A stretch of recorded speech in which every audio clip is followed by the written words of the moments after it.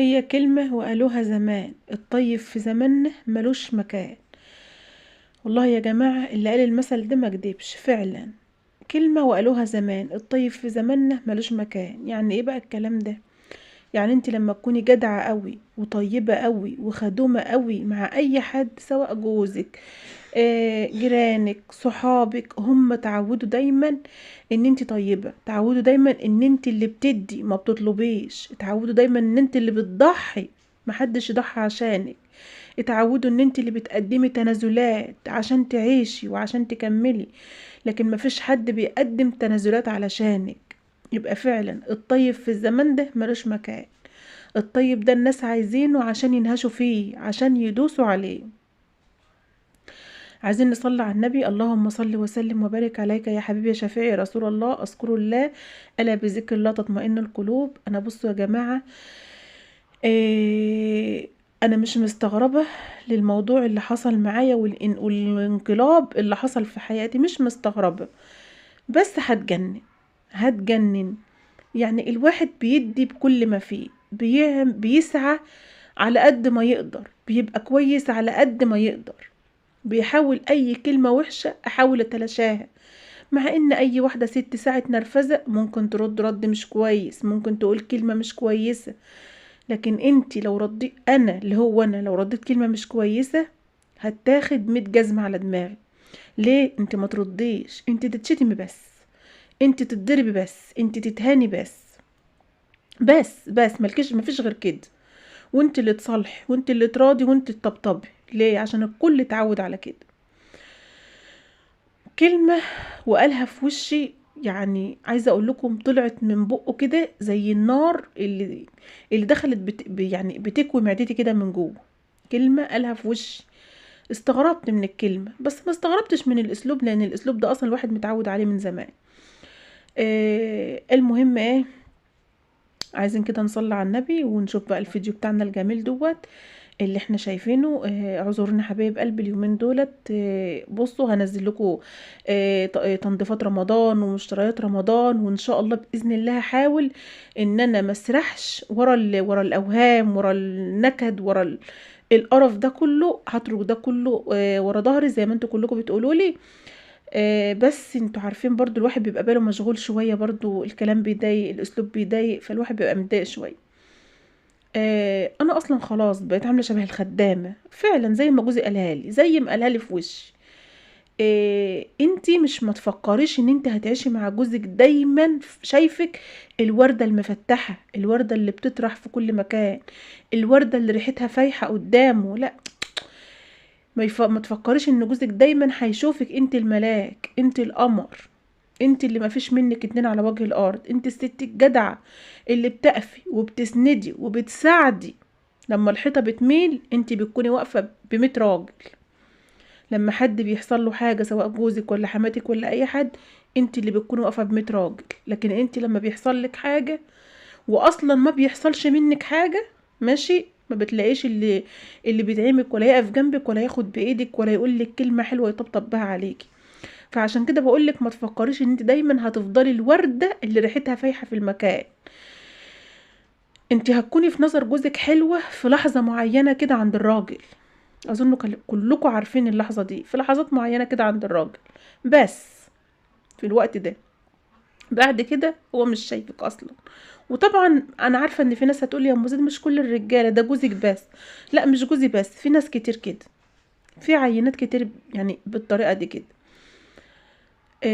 اوقات يكون حنين عليا وطيب ولاقيه كويس، وفجأة الاقيه بيتحول، بيبقى انسان تاني، كلام بيطلع من بقه زي النار، زي الدبش. كلمة انت خدامة دي، انت عاملة شكل الخدامين 24 ساعة بتروقي وبتنضفي طب انت قلتها بعضمة لسانك، بتروقي وبتنضفي، يعني خدامة في بيتك لعيالك وليك. هو انت لما تيجي تلاقي هدومك مش متوسخة ومش نظيفة هتبقى انت فرحان؟ لما تيجي تلاقي شقتك تقرف الكلب ومفيش اكل والدنيا تضرب تقلب، ساعتها انت هتكون فرحان؟ ده اللي هيبسطك يعني؟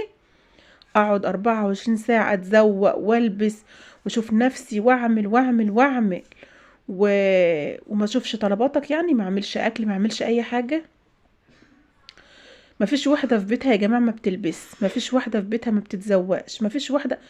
هو الراجل تملي كده، ساعة لما يكون بس حاسس ان هو غلطان يقلب الترابيزة عليكي، والله العظيم.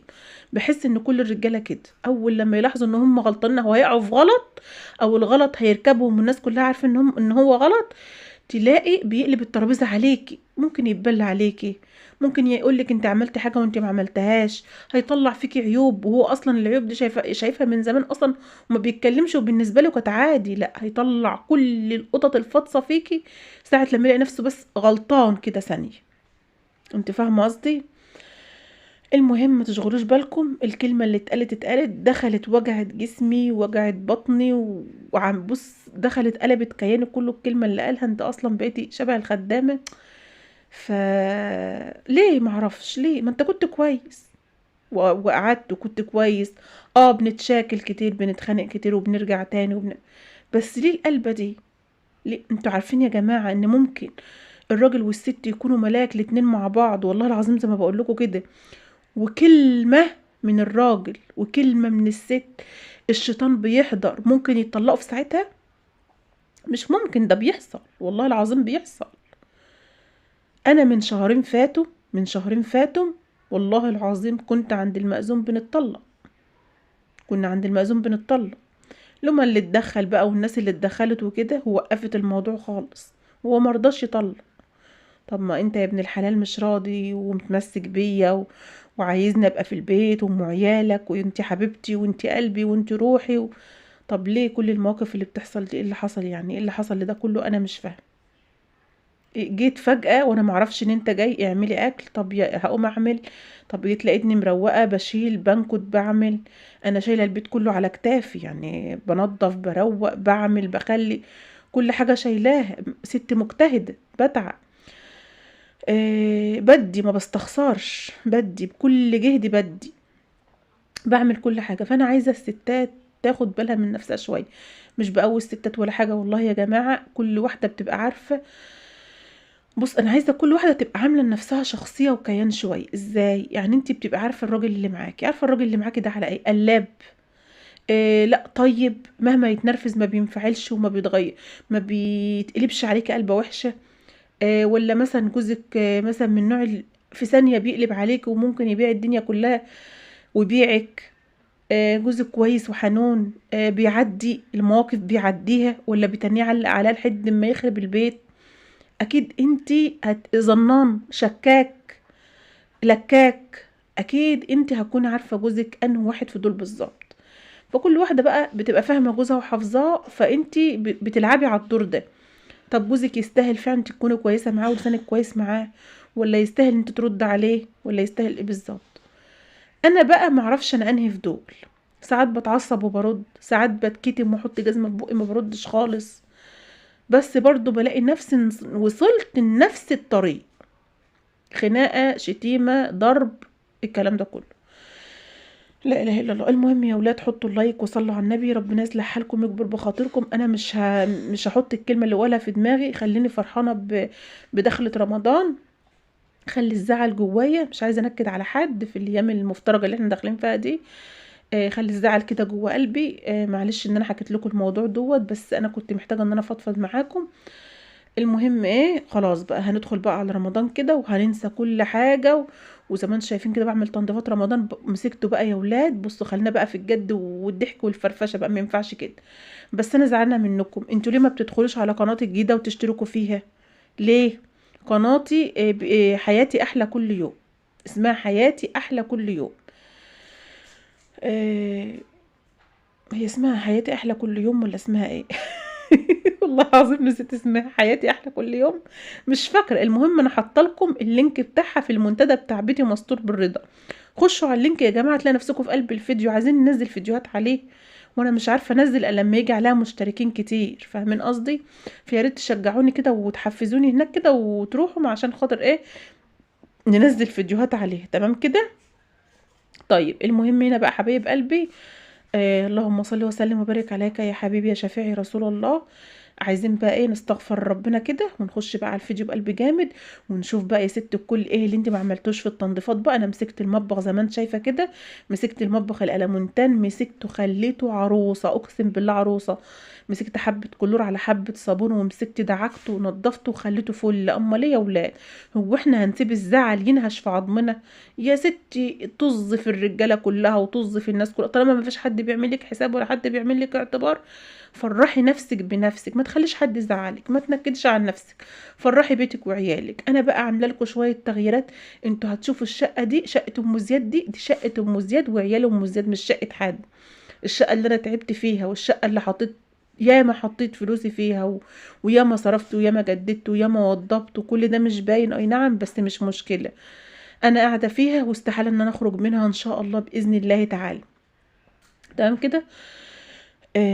لا اله الا الله. المهم ايه يا ولاد، زي ما انتم شايفين بقى كده، مسكت المطبخ بقى نضفته وفرشته وعملت بقى ايه، غسلته بالسلك بالسلك والصابون والكلور، خليته زي الفل. ورصيت بقى الكوبايات الجديده في قلبه. ان شاء الله باذن الله انتظروا بقى مني فيديو تاني. هطلع بقى البتاع اللي انا جايباها ده، اللي هي بتاعت المعالق وبتاعت الطماط التوزيع والكلام ده. وهنغسل بقى طقم التوابل كده ونحط فيه التوابل، وهنفرش بقى المطبخ مع بعض. لسه برضو شويه تنظيفات كده نعملها، وفي الاخر بقى نبقى نفرش باذن الله.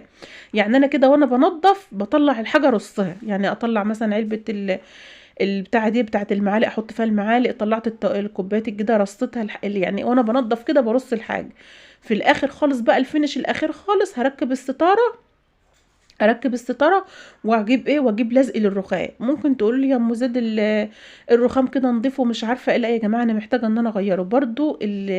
التغيير بيبقى حلو ومريح للنفسيه كده، عشان خاطر نفسيتنا المهببه اليومين دول، المهببه بهباب اليومين دول. تمام كده. طيب الغساله عملت فيه ايه يا ام زياد؟ انا رجعت الغساله جديده تاني. والله يا جماعه النظافه بتبان من على بعد، والله العظيم.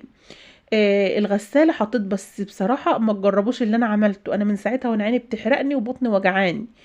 عملت يا بنتي يا ام زوزي يا هبله عبيطه انتي، حطيت هربك، عارفين الهربك اللي بندعك بيه الحمام؟ رشيت حبه على الغساله، ورحت ماسكه الغساله مرشاها بقى زي ما انتم شايفين وشطفتها بالميه. بس الغساله راحت زي الفل يا ولاد. بيبقى فيها حتت صفرة كده وفيها وساخه والكلام ده كله، مسكتها خليتها زي الفل بصراحه، طلعت البقع اللي فيه. بس تعبت، قعدت اكح بقى وعيني حرقاني وبطني لغايه دلوقتي وجعاني. فما انصحكوش ان انتوا تجربوا. لو عايزه رش شويه بس ابعدي. لو حامل اوعي، لو واحده فيكم حامل اوعي تعملي الحركه دي، اوعي ماشي. انا بنبه عليكم. وبالمره يا جماعه، عشان انا جالي تسمم قبل كده، حطيت كلور على فلاش وكنت هموت، اقسم بالله اتحجزت في المستشفى وكنت حامل وكنت هموت. الحركه دي اوعي تعمليها. اوعي تحطي فلاش على قرور ابدا ابدا وتقولي ده انا هجرب. لا اوعي، هتروحي فيها، بتعمل تسمم على طول. حامل او مش حامل ما ينفعش، بتقلب ماده سامه. فانا ما كنتش اعرف الكلام ده فعملتها، فكنت هموت. ربنا يسترها معانا ومعاكم يا رب. يا رب يكون الفيديو عجبكم والروتين عجبكم. اشوفكم على خير، مع الف سلامه.